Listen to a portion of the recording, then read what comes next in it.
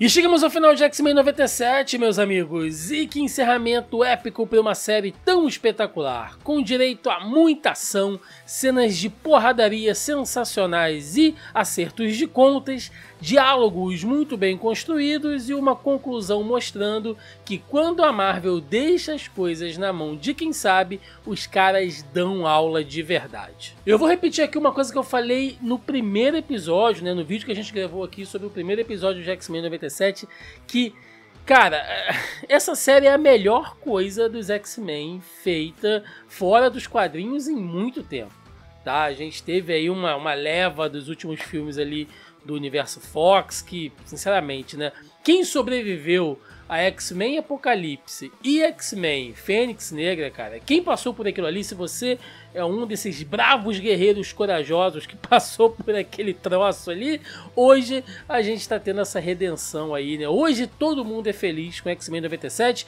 e o vídeo de hoje a gente vai falar aqui todas as teorias, explicar as coisas que ficarem abertas, inclusive não vai dar para falar de tudo aqui nesse vídeo, tá? Senão vai ficar longuíssimo. A gente vai dividir aqui os temas, as participações especiais, né?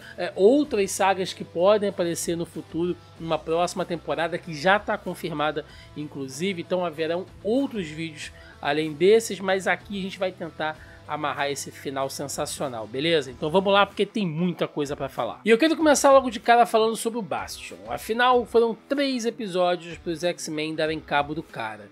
E além da luta final em si, todos os diálogos e questões levantadas no enfrentamento ao vilão fazem muito sentido nos fundamentos das histórias dos X-Men. Eu vou dizer pra vocês que teve um momento ali da série que eu fiquei preocupado quando a Aurora e o Ciclope começaram a querer meter um papo motivacional pra cima do Bastion, né? Eu falei, não gente, pelo amor de Deus, essa altura do campeonato vocês não vão fazer aqui igual o Naruto, né? Que no final quebra o pau com os caras, aí manda aquele papo do poder da amizade e aí vai, né, e derrota o vilão. Não, pelo amor de Deus, né? Graças a Deus isso não aconteceu, porque o Bastion realmente foi um grande desafio os X-Men, né, durante toda essa temporada. E afinal de contas, o que o Bastion era, né? Porque a questão da origem dele nos quadrinhos, a gente já falou isso aqui algumas outras vezes, é bem mais complexa, né? Dele ser ali uma mistura do Nimrod com o Molde Mestre, né? Que é feito de uma forma meio maluca ali. Na série, isso também ficou meio exemplificado, mas existem alguns diálogos ali, algumas coisas que foram plantadas ao longo dos episódios que dão a entender que mesmo sem a influência do Nimrod ali e do contato que ele tinha com o Molde Mestre, o Bastion talvez fosse já um mutante. Quando o Xavier vai lá na infância, fala com ele, fala com a mãe dele querendo levar ele para o instituto e tal. Então assim, a gente não sabe se ele se transformou em um mutante com a tecnopatia, né, a capacidade de conversar com as máquinas. Ele já nasceu com aquilo ali e foi meio que corrompido com a essência do Nimrod e o contato com o Molde Mestre, ou se ele simplesmente tornou-se um mutante por conta desses fatores externos. E eu digo isso porque no final do episódio, quando o Ciclope tá ali conversando com ele, né, eles já estão ali para resolver toda a situação, e a Jean fala pro Bastion que cada vez mais bebês estão nascendo, cada vez mais mutantes estão surgindo, então ele não é necessariamente o futuro, né? O futuro é que cada vez mais mutantes habitem o mundo. E aí o Bastion, quando vê os mísseis chegando no asteroide M, lançados pelo governo dos Estados Unidos, ele fala, tá vendo? Eles jamais vão aceitar pessoas como nós. Nós quem? Porque ele está se incluindo. Né, nós mutantes, porque ele pode ter se transformado em um mutante no processo. Então talvez no final de tudo o próprio Bastion se considerasse um mutante. Talvez não por nascença, mas, né, por algo decorrente a outros processos. E isso para mim faz muito sentido quando a gente pensa numa história dos X-Men, envolvendo toda a questão de preconceito, né, das pessoas às vezes não se aceitarem, não aceitarem as outras por condições especiais, por elas serem diferentes, porque quando você não se reconhece, né, se a gente for partir para uma questão mais filosófica até, quando a pessoa, o indivíduo, ele não se reconhece, automaticamente ele não reconhece ao meio ao qual ele habita, né, ele não reconhece as pessoas ao seu redor. Isso gera um ódio, isso gera um medo, isso gera um ressentimento, que é o que alimenta o Bastion no fim das contas, né? Quando ele tá naquela coisa de ser o futuro encarnado, né? Já que é assim que ele se coloca, inclusive os X-Men se referem a ele quanto a isso, é um futuro autodestrutivo, né? Como se enquanto a humanidade, apesar do Bastion já ter renegado a própria humanidade, né? Mas ele é fruto disso, desse ódio, desse medo, desse rancor. Enquanto a humanidade não se livrar disso, ela estará sempre, né, criando cada vez mais dispositivos, situações onde ela vai se autodestruir. Então, eu acho que tem uma mensagem bacana em torno disso aí. E do ponto de vista estético ali, né, ele ficou maneiríssimo naquela forma final dele, que é bem semelhante ao que a gente vê lá nos quadrinhos, já no enfrentamento dele, na conclusão das histórias, e ele consegue atingir essa forma justamente usando o braço do Cable, né? Que o braço do Cable é uma tecnologia do futuro, então ele pega aquilo ali, mescla com a tecnologia que ele já tem e atinge aquela forma final ali. Então mostrando que sim, o Bastion realmente, naquele momento, ele renegou toda a humanidade ali, ele estava cada vez mais evoluindo, né? Olha só, enquanto os mutantes também são uma forma de evolução da própria humanidade, o Bastion estava promovendo uma evolução artificial de si mesmo. Então olha só que loucura, né? Como eles conseguiram dar uma certa complexidade para o vilão, que ficou muito boa. E falando no Cable, Nathan Summers acabou tendo bastante destaque nessa temporada, diferente de apenas participações especiais como eram feitas na série clássica. Aliás, se a gente for pensar mesmo, X-Men 97 é só mais uma das vezes em que Cable viveu a tentativa de salvar o passado, já que ele mesmo revela ter feito isso aqui outras 200 vezes. E o Cable é um personagem com muito potencial, né? Eu sei que a gente sacaneia ele, zoa ele, aí uma galera mais das antigas gosta de pegar no pé do Cable, porque ele representa aquela coisa dos quadrinhos massa velho dos anos 90 ali, né? Ele que é a criação do Rob Liefeld, então, que é o mesmo criador do Deadpool, né? Que pega tudo aquilo que era tipo super over, né? na linguagem de quadrinhos daquela década dos anos 90. Então, o tempo todo com aquelas armas gigantes, né? Trabuco para todo lado, ombreira, cartucheira, né? O cara super exagerado ali naquele visual dele, super militarizado. Então, a gente sacaneia muito, mas ele é um personagem interessante. Eu gostava muito da época que o Cable liderava ali uma equipe da X-Force, se eu não estou enganado, né? Era ele, a Dominó, o Míssil, né? Então era uma equipe bem legal ali, numa fase dos quadrinhos que eu gostava. E aqui ele teve realmente bastante participação nessa temporada, inclusive bem emocionante ali, aquela despedida telepática entre ele, o Scott e a Jean, né? Já que naquele contato mental o Scott conseguiu mostrar os olhos dele, né? Sem estar envolto pela energia, ele conseguiu mostrar os olhos e ver que realmente ele se parece com o do Cable, então tem aquela conexão de pai e filho, e mesmo a Jean não sendo a mãe direta dele, não deixa de ser, né, indiretamente, porque a própria Madeline, ela era o clone da Jean, então quando ela morre, elas tem meio que isso na série não ficou assim, tá? Mas nos quadrinhos, quando o clone morre, ele tem as memórias ali, os sentimentos fundidos com a versão original. Então, no fim das contas, a Jean realmente acaba assumindo ali um certo posicionamento de mãe do Cable. Então, foi bem legal, foi bem emocionante aquela despedida entre eles. Outro diálogo muito bom, que é dividido durante todo o episódio, é o debate mental entre Xavier e Magneto. Aquele foi realmente o momento do confronto final entre eles, mostrando que a verdadeira disputa sempre esteve mais no campo das ideias do que no confronto direto. E esse posicionamento entre eles, né, essa ideologia, essa dicotomia de Magneto e Xavier, né, que um vai para uma questão mais extremista, mais radical, o outro vai para o lado mais conciliador, mais pacifista, né, mas ambos buscando um espaço, uma forma que os mutantes possam viver naquele mundo. E aí tem toda aquela, né, analogia que é conhecida pelos fãs de quadrinhos aí, de que o Magneto e o Xavier tiveram sua criação inspiradas ali também no posicionamento das disputas e das conquistas raciais promovidas pelo Malcolm X e do Martin Luther King nos Estados Unidos ali, né, como eles também tinham pontos de vista diferentes tecnicamente para alcançar o mesmo objetivo. Então tudo isso é trabalhado em diálogos longos, e é importante que sejam longos, porque toda a base, cara, da discussão tá ali, né? E isso é uma coisa que teve presente durante toda essa temporada, porque para quem tá assistindo só agora, né, o cara começou a assistir X-Men agora, né, digamos assim, ou pelo menos essa série agora, e não assistiu a série clássica. Isso é uma construção, gente, isso vem pegando, né? Essa é, na verdade, a 6ª temporada de uma história de mais de 70 e poucos episódios. Então ali foi se destrinchando até a gente ter esse momento específico, e houve sim uma tentativa do Magneto de seguir o sonho do Xavier, né, de assumir o testamento dele, enfim. É uma coisa que levanta uma discussão interessante entre o público, entre os fãs, né, porque a gente teve ao longo de toda essa temporada a galera debatendo na internet, tipo, não, o Magneto realmente estava certo, né? Ou então, não, agora que o Xavier voltou, vai botar o Magneto no lugar dele, porque no fim das contas ele também é um terrorista, assassino. E é uma discussão que eu falei isso no episódio passado e eu vou repetir agora.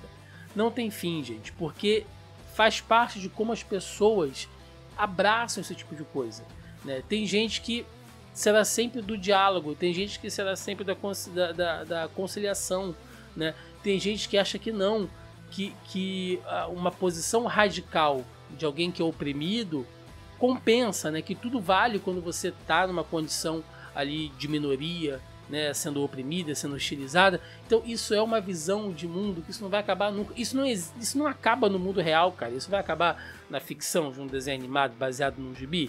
Não vai, né? Mas, de novo, a gente está falando aqui de uma obra da cultura pop moderna ali do mundinho nerd, que consegue fazer a galera discutir esse tipo de coisa, e isso eu acho que talvez seja um dos grandes méritos de X-Men 97, cara. É quando uma obra de arte, né, já que afinal de contas se é uma obra do audiovisual, tecnicamente ela é uma obra de arte, quando a arte consegue alcançar a gente, fazer a gente discutir isso durante tanto tempo, né, eu acho que isso só reforça o que eu falei, o quanto essa é uma série de qualidade. Eu acho que fica bem claro que também a complexidade dos personagens, né? O Magneto principalmente, o Xavier tá ali naquelas águas turbulentas que são as emoções, o passado, a psique fragmentada do Magneto, né? Como ele enxerga ali os próprios filhos, inclusive, e a vampira, naquela cena onde ele vê eles em um barco se afastando dele, mostrando que ele está se afogando sozinho nas próprias mágoas e rancores e erros e dores, né? Olha que metáfora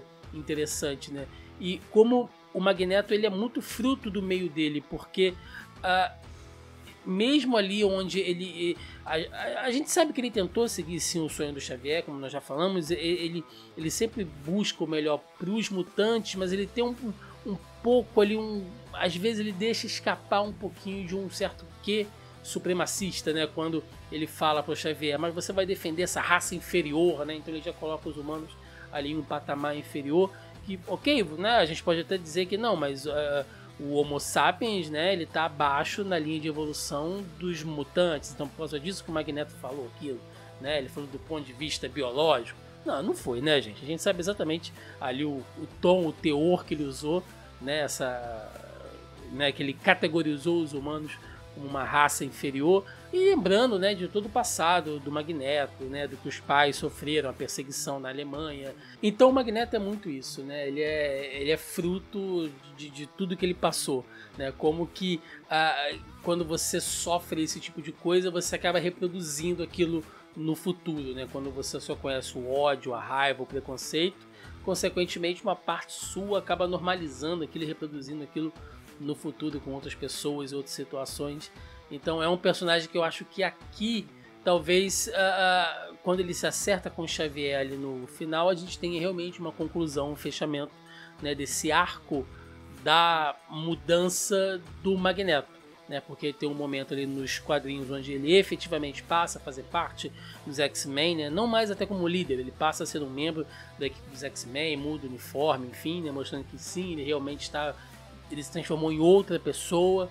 Então eu acho que aqui a gente teve um ponto final do Magneto vilão que a gente viu aí ao longo de todas as outras temporadas. Tá, Thiago, mas e o massacre, né? Todo mundo falou que ia ter o massacre, que quando o Xavier tentou ali apagar a mente do Magneto, isso iria acontecer e tal. Sim, gente, o massacre eu acho tá aí nas teorias de que futuramente, tá, isso pode acontecer ainda.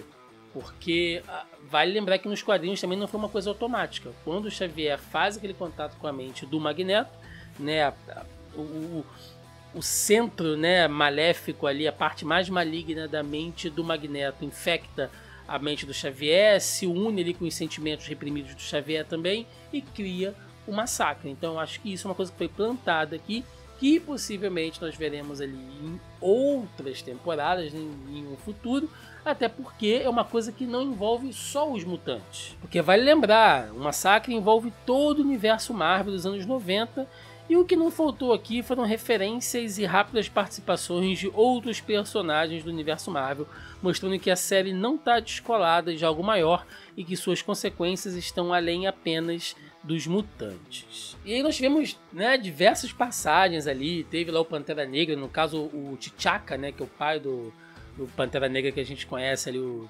T'Challa, a Manta e a Daga, cara, Demolidor, quando apareceu o Demolidor eu vibrei, né, adoro o personagem ali. Então outros mutantes, a própria Psylocke, né, ali, a gente viu o Omega Red lá na Rússia, então tivemos diversas participações de diversos mutantes ali, outros personagens aparecendo, e os Vingadores ali representados na figura do Capitão América e do Homem de Ferro dentro da Casa Branca ali, né, agindo como guarda-costas do presidente dos Estados Unidos ali, o presidente Kelly. E é aquela coisa, né, que gera uma certa confusão, né, uma certa dissonância, e muita gente que já se acostumou com os personagens do MCU, né, com o Capitão América e o Homem de Ferro do MCU, que a gente conheceu aí nos últimos anos, né, da índole deles construídas naquele filme, que o Capitão América nunca seria um capacho dos Estados Unidos, né, ele nunca seria ali ele ficaria passivo diante das decisões do presidente, né, e tal. Então, eu sei que isso causa uma confusão, mas a gente está vendo aqui os personagens em outra época, tá, gente? Primeiro que é um outro universo, né? Já tem essa coisa de que a série agora, ela tecnicamente faz parte do MCU. Se você for lá no Disney Plus, você vai ver que na saga do multiverso, X-Men 97 está lá. Isso é bom? Isso é ruim? Eles estão colocando aquilo ali, de repente, né, mais para mérito, para reforçar a saga do multiverso do que para afetar X-Men 97? Não sei, cara. Sinceramente não sei. Eu ainda bato aqui que eu não gostaria de ter nenhuma interferência do MCU aqui, cara. Deixa esse universo da série animada seguir direitinho, do jeitinho dele, sem mexer, sem misturar com outra coisa, sabe? Deixa seguir ali. Eu acho que tá dando muito certo. Tem muita coisa para mostrar ainda. Então eu acho que seria legal não misturar as coisas. Mas a verdade é que naquele mundo de X-Men 97, o Capitão América ele ainda tá subordinado, né, muito ao governo dos Estados Unidos. Os Vingadores funcionam ali em parceria com o governo, com a ONU. Então sim, gente, é uma outra posição, tá? É um outro universo e aqui funciona daquela maneira.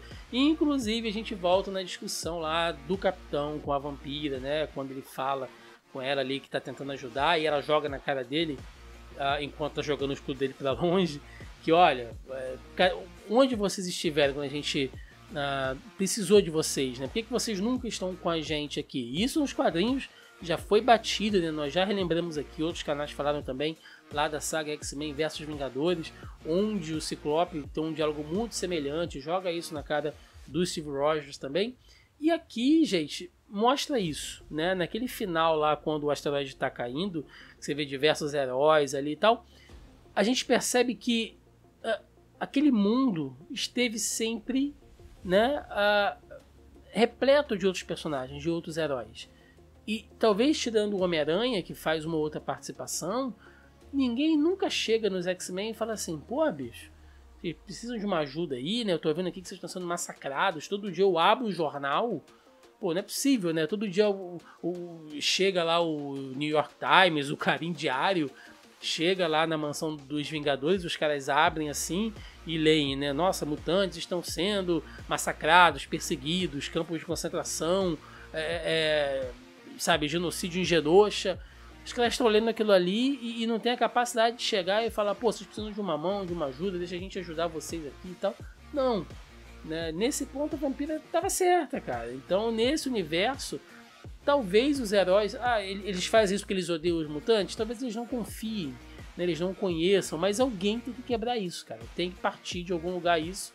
e eu tô batendo aqui também, tá? Uma outra teoria, uma outra possibilidade é que futuramente, a partir de X-Men 97, nós tenhamos novas séries aí do Marvel Studios Animation. Quando abre X-Men 97, você vê lá, Marvel Studios Animation, lá na vinhetinha do início. Então é uma subdivisão do Marvel Studios que vai trabalhar com essas animações. Possivelmente, talvez, né, tenhamos aí um Homem-Aranha 98, porque tem a participação ali do Homem-Aranha com a Mary Jane, então mostrando que talvez aquilo ali seja antes do que acontece no final da série do Homem-Aranha dos anos 90, porque ali a Mary Jane está desaparecida, ou será que ele achou a Mary Jane depois? A gente não sabe, mas acho que isso não importa também, né? Pode ser que tenhamos ali uma nova temporada de Homem-Aranha e também, por que não, quem sabe, né, uma temporada aí de uma série dos Vingadores se passando nessa mesma época. Então eu acho que tudo se resume à confiança, né? Os demais heróis do universo Marvel talvez não confiem muito nos X-Men,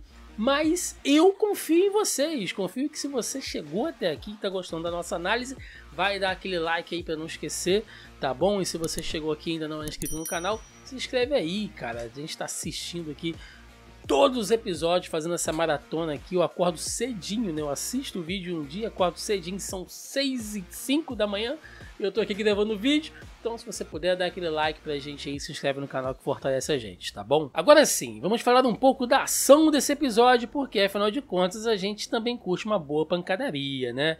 Principalmente quando ela vem com aquele acerto de contas e rixas do passado que a gente só resolve saindo no soco de vez em quando. E eu não sei vocês, mas eu vibrei quando a Jean começou a macetar o Sinistro ali, né? Ela se transforma na Fênix, vai lá e tira todo o DNA mutante que o Sinistro foi inserido em si mesmo ao longo de todos os anos, né? Ele que é um cara do século 18, 19, não sei, não lembro agora, mas que sobreviveu até hoje porque ele vem fazendo experimentos com mutantes, né? Inclusive colocando o próprio DNA mutante no seu corpo. Eu, a princípio, quando eu vi aquilo acontecer, eu pensei, poxa, eu não acredito que tudo vai se resumir a Fênix, né?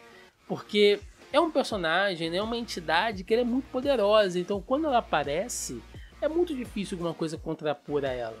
E fica aquela resolução de roteiro meio Deus Ex Machina, né? Tipo, não, a gente chegou em um ponto onde você coloca aqui um evento sabe, grandiosidade imensa, e aí isso se resolve basicamente porque ela é muito poderosa. Felizmente não foi isso, resolveu naquele momento ali, mas era um pouquinho do resquício da Força Fênix que ainda havia na Jean, digamos assim, que ela consegue colocar para fora naquele momento. O que leva, talvez, a gente... é uma indicação de que ela e a Madeline foram trocadas logo após a saga da Fênix. Quando a Jean fica desacordada ali, é tida como desaparecida, talvez naquele momento o Sinistro foi lá e trocou as duas, e agora que ela desperta nessa série, que ela retorna nessa série, nessa fase, ela ainda tem um resquício ali de um pouquinho da Força Fênix. Mas não tem como se empolgar, cara. Inclusive, eu achei extremamente divertido, quando a Jean sai daquele lago ali pegando fogo, formato da Fênix, a Ororo dá uma risadinha, cara. Que é muito tipo assim, meu irmão, agora vocês estão, ó, fudido. Outra cena de luta fantástica também foi a Vampira com o Bastion, Quando ela vem, cara, voando e gritando, o nome dela é Gambit, e dá aquele soco ali, acho que vai todo mundo metendo a mão na cara do Bastion ali em câmera lenta, slow motion, sabe? Zack Snyder ficaria orgulhoso dessa cena, e ele sai capotando ali, e ela vai espancando ele, inclusive com direito ali ao tapa, ao golpe, a assinatura do Hulk, mostrando que ali ela não estava realmente se segurando, tá? A Vampira estava full pistola ali, largando a lenha, largando o braço sem dó em cima do Bastion. Inclusive eles caem ali na parte azul da lua, que é uma referência aos Skrulls, aos Inumanos também, mostrando que há uma presença ali, é uma referência deles nesse episódio também. Então é muita coisa acontecendo que às vezes você tem que ver o episódio de novo, eu que assisti o episódio mais uma vez, você vai pegando ali alguns detalhes que podem passar batido. Cara, até a Jubileu, teve destaque ali, você percebe que é aquele episódio lá onde ela encontra a versão dela lá no mundo de videogame, mostrando que ela pode evoluir aqueles poderes dela, pode transformar aqueles fogos dela ali em outras coisas, tipo uma lâmina, né? Então ela já começa a usar aquilo com o Bastion, estoura a cara dele, então mostrando que ela evoluiu também. Tem o Ciclope ali meio que batendo de frente com ele, depois mete um papo de coaching motivacional. Mas eu entendi, tá? Porque quando o Ciclope no fim das contas fala que não vai mais atacar o Bastion, que ele é o futuro, eu acho que ali é o Ciclope vendo que, cara, o futuro é assim, sabe? Se a gente não mudar, se a gente não estender a mão, o futuro será assim, será destruição, será morte, né? A evolução é morte, a tolerância é extinção. Então, e aí, como é que faz? Né? Então, quando ele estica a mão pro Bastion e fala assim, se salva, vem pra cá e tal, e decide não mais atacar, eu acho que é o Ciclope de novo, tá? Rumando para aquela mudança dele do Ciclope reaça que a gente vê lá nos quadrinhos, onde no final das contas ele vai sempre dar muito mais moral, né? Ele sempre vai ficar do lado dos mutantes, não importa o que seja. O que só reforça o que a gente falou no começo do vídeo, que o Bastion talvez possa já ser considerado uma mutação. E por conta disso o Ciclope esteja mais preocupado em ajudá-lo do que destruí-lo. E só quem ficou de fora da pancadaria toda foi o Wolverine, né? Que ainda estava ali debilitado depois de ter tido seu Adamantium retirado a força pelo Magneto. E a gente não pode deixar de mencionar aquela ceninha dele ali com o Morfo, né? Quando o Magneto, ou melhor, o Magneto, quando o Wolverine está ali alucinando com a Jean e tal, o Morfo, né, se transforma nela e vira para ele falar, ela não pode falar, mas eu vou falar que eu te amo e tal. Será que ele falou isso, né, só para dar uma moral pro Logan, ou realmente ele estava ali se declarando pro Wolverine naquele momento? O Morph, que durante toda a temporada, né, sempre chegou junto ali do Wolverine, né, a mãozinha no ombro, trazendo uma cerveja para eles trocarem uma ideia. Tem aquela cena lá do banheirão, né, quando o Morfo acha que o Wolverine tá dentro do banheiro, entra lá todo sassaricando. Não sei, cara, pode ser, quem sabe, né? Eu vou mais pra essa pegada, tá? Eu acho que o Morfo realmente gosta do Logan, tá? Realmente tá apaixonado ali. Eu acho que naquele momento foi ele colocando pra fora. Bom, e é hora de irmos à conclusão do episódio e consequentemente da temporada, já que é o que tudo indica, podemos ter novas sagas sendo adaptadas numa próxima fase, que já foi confirmada, e quem sabe o surgimento de uma nova equipe mutante também. E já vale lembrar, tá? Como mencionei na nossa abertura aqui, a próxima temporada está confirmada, ainda é um roteiro, ainda tem esboços de ideias ali do Bodemaio, né? Que é o showrunner da série, que foi demitido da Marvel, cara, por um motivo, sabe? Pesquisem aí por que o cara foi demitido. E é aquele tipo de coisa assim, eu duvido muito que a Marvel vai dar o braço a torcer e vai chamar o cara de volta. Porque talvez isso passe uma mensagem tipo, olha, a gente demitiu você por uma questão meio moralista e agora a gente está te trazendo de volta porque tá dando grana. Né? Então, eu não acredito que ele vá voltar. Tá? Mas é um tapa na cara, né? Mostrando que tipo, olha, não importa o que o cara faça na vida privada dele, logicamente se não for crime, né, gente, pelo amor de Deus, mas não importa o que o cara faça na vida privada dele se o trampo dele é bom, gente.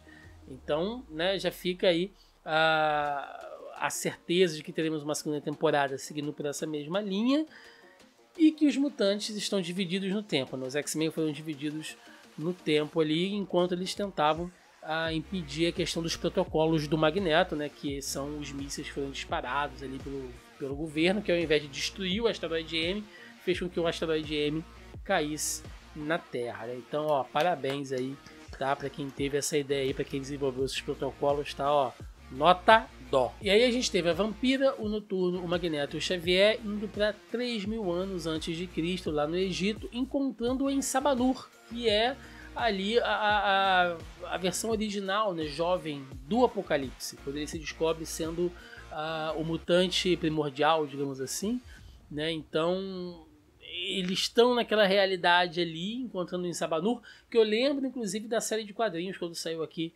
no Brasil, né, se eu não me engano em 2 partes pela editora Abril. Eu lembro de ter lido isso há muito tempo, né, aquele visual ali do Apocalipse sem estar careca e azul ainda, né? É muito marcante. E, em contrapartida, né, o Ciclope e a Jean foram para 3.960 anos no futuro, encontrando ali com os Askanis em uma realidade também onde tem a ver com o Apocalipse, né? Já que os Askanis eles combatem um mundo onde o Apocalipse venceu, onde ele domina a porra toda. A mãe Askani, que aí começa toda a loucura dos X-Men, né? Se você conhece a história dos quadrinhos, você sabe do que eu tô falando, mas se você só tá vendo a série, essa mãe Askani, se realmente, né, for adaptado certinho, ela é uma filha do Scott e da Jean, só que de outra linha temporal, né, que se divide. Cara, é difícil de explicar, tá? Mas ela é a filha do Scott com a Jean de outra linha do tempo que vai para o futuro, né? Ela é quem tecnicamente levaria o Cable para o futuro para salvá-lo, e ela monta ali esse grupo de resistência, né? Tem o Nathan Summers jovem ali.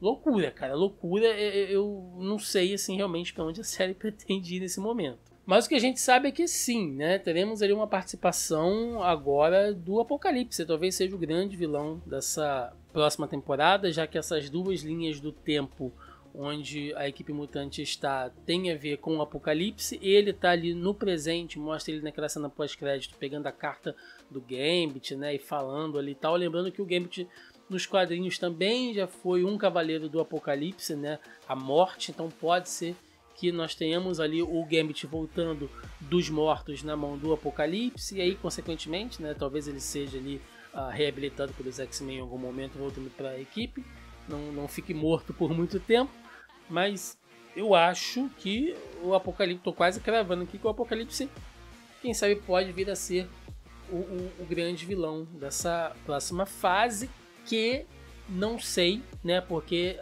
essa nova animação de X-Men, porque agora não será mais X-Men 97, né? Tecnicamente deveria ser X-Men 98, já que seria uma outra temporada saindo em um próximo ano. Mas como eles adaptam sagas dos quadrinhos misturando coisas, né? Fazendo alterações para trazer algo diferente sem perder as raízes originais, quem sabe a próxima temporada não seja a Era do Apocalipse. Né, que o que os X-Men vão fazer no passado e no futuro ao mesmo tempo vai criar uma nova linha do tempo onde o Apocalipse, né, domina a porra toda, e aí nós temos a Era do Apocalipse, que é uma saga dos quadrinhos ali dos anos 90 também, que eu, pelo menos na época que eu li, eu me diverti muito, achei sensacional ali aquele mundo zoado. Então, quem sabe, né, nós não tenhamos aí, mas isso fica no campo das teorias por enquanto. Mas enquanto isso, no presente as coisas continuam ainda muito bagunçadas, né? Passaram esses 6 meses da morte dos X-Men, né? Ou do desaparecimento dos X-Men. O Wolverine, a Aurora e o Morpho estão desaparecidos, ao menos eles não estão em nenhuma, né? Não foram mostrados em nenhuma daquelas passagens de tempo ali que nós vimos. E o Forge está tentando reconstruir uma nova equipe, né? Ele está com aquele quadro lá com outros mutantes sendo citados ali, a Feiticeira Escarlate e o Mercúrio estão fora da Terra, a gente viu ali a Pó, a Colossus, né, que não apareceu em momento nenhum nessa temporada. A gente teve ali a visão da própria Psylocke, né, no episódio, então quem sabe ela seja recrutada. O Homem de Gelo está desaparecido, ninguém nunca mais falou dele, ele que aparece em um episódio especial da série clássica, então quem sabe nós não tenhamos aí uma nova equipe liderada pelo Forge, né? Ao invés dos X-Men, uma nova X-Factor. E é dito também que o presidente Kelly ele está perdendo as eleições para o Graydon Creed, né? Ao menos as intenções de votos ali. O Creed, que é filho do Dente de Sabre com a Mística, né? Ele é humano, mas é filho de pais mutantes. Ele que foi o fundador dos Amigos da Humanidade. Então ele é um cara completamente racista, reacionário. Se ele vier a ganhar como presidente, né, vai ser muito ruim nos mutantes naquele período ali. E no final, cara, é loucura das histórias dos X-Men, tá? Porque é isso, né? Numa semana os caras estão no espaço com o Império Shi'ar, na outra eles estão na Terra debatendo, sabe, direitos raciais na ONU, e 2 dias depois estão viajando no tempo. Isso resume as histórias dos X-Men, e a gente fica sem saber o que a série vai levar dali pra frente. Mas, enquanto a gente não sabe para onde a série caminha, né, pelo menos a gente sabe do que a gente precisa desse momento, E antes da gente ir para o encerramento do vídeo, eu queria fazer um apelo aqui a vocês, tá? Um momentinho, não pulem, por favor, porque é um papo muito sério que nós fechamos o compromisso aqui de durante todo esse mês de maio ainda incentivar campanhas de doação e apoio no que está acontecendo lá no Rio Grande do Sul, galera. Ainda vai precisar de muita ajuda, tem muito lugar alagado ainda no momento que estamos gravando esse vídeo, né? Eu sei que está todo mundo ajudando como pode, alguma entidade, alguma celebridade, né? Ou fazendo doações, ou indo aos correios. Se você não sabe como ajudar, cara, pega qualquer coisa que você tem aí que você possa doar, roupa, alimento, água, remédio, vai lá nos correios, os caras estão fazendo ali essa triagem. Mas aqui no canal a gente escolheu a princípio divulgar bastante as cozinhas solidárias do MTST, tá? Um projeto fantástico aí que promove comida boa, saudável na hora, já que doar alimento é importante, mas essa galera, muitos ainda, né, cara, estão sem casa, não tem onde guardar a comida, não tem onde preparar, estão morando em abrigo, então é necessário que você tenha comida pronta, de qualidade na hora, e as cozinhas do MTST estão proporcionando isso. Tá, os caras já batendo algumas metas no seu Apoia-se, então tem a cozinha ali de Azenha em Porto Alegre, que está fazendo mais de 2.400 marmitas por dia. Eles estão abrindo uma nova base, agora uma nova cozinha, então se você quiser ajudar, o Apoia-se dele está aparecendo aí na tela, tá bom? E se você não puder ajudar no Apoia-se, que é uma contribuição mensal, né? Ah, cara, eu só posso fazer uma ajuda aqui, tô apertado e tal, tô desempregado. Beleza, tem um Pix dos caras também, tá aparecendo aí na tela, você pode ajudar sem nenhum problema. Eu vou deixar também essas informações no primeiro comentário fixado aqui do nosso vídeo. Beleza? Bom, gente, é isso. Acabou o X-Men 97. Muita coisa ficou de fora aqui do que a gente falou, tá? Eu ainda estou preparando outros vídeos aqui. Eu quero falar das sagas que foram adaptadas nessa animação, tá? De tudo que eles pegaram ali da base, de onde vieram muitas dessas ideias, né? Se você leu os quadrinhos, você pegou muita coisa, mas se você só assistiu a série, eu acho que isso vai te ajudar a entender por onde eles estão encaminhando ali as histórias. A gente precisa falar das participações especiais, a gente precisa falar um pouco mais aí do que foi mostrado do restante do universo Marvel durante toda a temporada, então vai ter vídeo sobre isso aqui no canal também, tá legal? E agora é esperar aí a loucura que foi, né, X-Men 97, o que nós teremos pela frente, tá bom, galera? É isso, deixa nos comentários aí a sua opinião, o que você achou dessa conclusão de X-Men 97, pra mim ainda é uma das melhores coisas do Marvel Studios dos últimos tempos, cara, fantástico ali, né? Tá com a nota altíssima aí em todos os canais, meios, sites de avaliação. Dá a sua opinião aí, se você gostou, dá o seu like, se não gostou, dá o dislike, mas se puder, se inscreva no canal aí que nos ajuda, nos incentiva bastante, tá legal? É isso, eu vou ficando por aqui, até a próxima, valeu!